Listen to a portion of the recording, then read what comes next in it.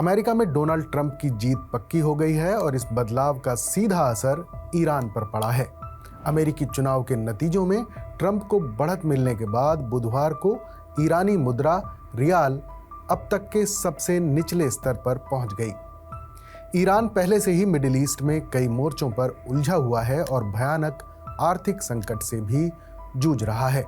ईरानी मुद्रा पहले से ही दबाव में है, लेकिन ऐसे कयास लगाए जा रहे हैं कि अब ट्रंप के राष्ट्रपति बनने के बाद ईरान की मुश्किलें और ज्यादा बढ़ सकती हैं। बुधवार को $1 के मुकाबले रियाल 7,03,000 के स्तर पर पहुंच गया। ये अपने आप में ईरानी रियाल के गिरने का रिकॉर्ड है और अब तक का सबसे निचला स्तर है। हालांकि बाद में ईरानी रियाल थोड़ा संभला और $1 के मुकाबले 6,96,150 पर पहुंचा। बताया जा रहा है कि ईरान के सेंट्रल बैंक ने रियाल के रेट को कंट्रोल करने के लिए मार्केट में पहले से ही ज्यादा पैसे डाल दिए थे। साल 2015 में अमेरिका से जब ईरान का परमाणु समझौता हुआ था, उस वक्त $1 की कीमत 32,000 रियाल थी। इस साल जुलाई में जब ईरान के सुधारवादी राष्ट्रपति मसूद पजेश्कियान ने शपथ ली, तब $1 की कीमत 5,84,000 रियाल थी। 2018 में ट्रंप ने एक तरफा फैसला लेते हुए ईरान से परमाणु समझौता तोड़ दिया था और तब से ईरान और अमेरिका के बीच तनाव चल रहा है। कई तरह के अंतर्राष्ट्रीय प्रतिबंधों के चलते ईरान की अर्थव्यवस्था पहले से खराब हालत में है। ईरान ने परमाणु समझौते तोड़े जाने के बाद अपना परमाणु कार्यक्रम फिर से आगे बढ़ाने का ऐलान कर दिया था। ईरान अब ये दिखाने की कोशिश कर रहा है कि अमेरिकी चुनावी नतीजे का कोई भी नकारात्मक असर उस पर नहीं पड़ा है।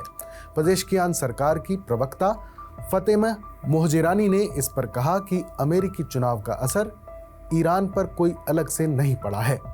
ईरान और अमेरिकी नीतियों में निरंतरता है। ये नीतियां किसी के आने या जाने से बदलती नहीं हैं। हमने पहले से ही इनसे निपटने की तैयारी कर ली थी। 1979 में ईरान में हुई इस्लामिक क्रांति के 45 साल बाद भी अमेरिका के साथ रिश्ते सामान्य नहीं हो पाए हैं। ईरान में इस्लामिक क्रांति से पहले $1 की कीमत महज 70 रियाल थी। ईरान के आम लोगों को भी अंदाजा है कि ट्रंप के राष्ट्रपति बनने से उनकी मुश्किलें और बढ़ने वाली हैं। लेकिन कुछ लोग ये उम्मीद भी जता रहे हैं कि देश में बदलाव होगा। डोनाल्ड ट्रंप जब राष्ट्रपति बने थे तब भी और राष्ट्रपति नहीं रहे थे तब भी ईरान को लेकर काफी आक्रामक रहे हैं। ट्रंप ने राष्ट्रपति रहते हुए ईरान पर कड़े से कड़े प्रतिबंध लगाए थे और अमेरिकी फोर्स ने ईरानी जनरल कासिम सुलेमानी को भी ट्रंप के कार्यकाल में ही मारा था। पिछले महीने अपने चुनावी कैंपेन में ट्रंप ने कहा था कि जब मैं राष्ट्रपति था तो ईरान पूरी तरह से काबू में था। ईरान के पास पैसे नहीं थे और अमेरिका के साथ समझौते के लिए परेशान था। अब आपको ईरान अमेरिका की दुश्मनी की कहानी भी बता देते हैं। तो अमेरिका के साथ ईरान की दुश्मनी का बीज 1953 में पड़ा था, जब अमेरिकी खुफिया एजेंसी CIA ने ब्रिटेन के साथ मिलकर ईरान में तख्ता पलट करवा दिया था। अमेरिका ने निर्वाचित प्रधानमंत्री मोहम्मद मोसद्देक को सत्ता से हटाया और ईरान के शाह रजा पहलवी के हाथ में सत्ता सौंप दी थी। दरअसल इसकी मुख्य वजह तेल था, क्योंकि धर्मनिरपेक्ष नीतियों में विश्वास रखने वाले ईरानी प्रधानमंत्री ईरान के तेल उद्योग का राष्ट्रीयकरण करना चाहते थे। वो ईरानी शाह की ताकत पर भी लगाम लगाना चाहते थे। ये पहला मौका था जब शांति के दौर में अमेरिका ने किसी विदेशी नेता को पद से हटाया था। कहा जाता है कि इस घटना के बाद एक तरह से तख्ता पलट अमेरिकी विदेश नीति का अटूट हिस्सा बन गया। 1953 में ईरान में अमेरिका ने जिस तरह से तख्ता पलट किया, उसी के नतीजे में 1979 की ईरानी क्रांति हुई। 1979 में ईरान में इस्लामिक क्रांति से पहले खामनेई तुर्की, इराक और पेरिस में निर्वासित जीवन जी रहे थे।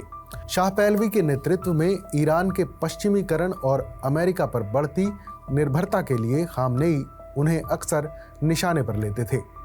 इस्लामिक क्रांति के नतीजों के बाद ईरान और अमेरिका के बीच राजनयिक रिश्ते खत्म हो गए थे।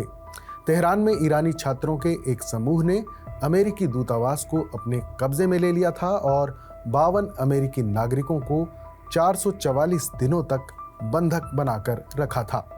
कहते हैं कि इसमें खामनेई का मौन समर्थन था। अमेरिकी राष्ट्रपति जिम कार्टर से इनकी मांग थी कि शाह को वापस भेजें।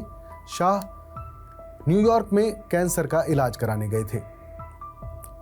बंधकों को तब तक रिहा नहीं किया गया जब तक रोनाल्ड रीगन अमेरिका के राष्ट्रपति नहीं बन गए। आखिरकार पहलवी की मिस्र में मौत हो गई और खामनेई ने अपनी ताकत को और धर्म केंद्रित किया। इन सब के बीच इराक के शासक सद्दाम हुसैन ने 1980 में ईरान पर हमला बोल दिया। ईरान और इराक के बीच 8 सालों तक खूनी युद्ध चलता रहा। इस युद्ध में अमेरिका ने सद्दाम हुसैन का साथ दिया और सोवियत यूनियन ने भी सद्दाम हुसैन की मदद की थी। बाद में अमेरिका सद्दाम हुसैन के भी खिलाफ हो गया था।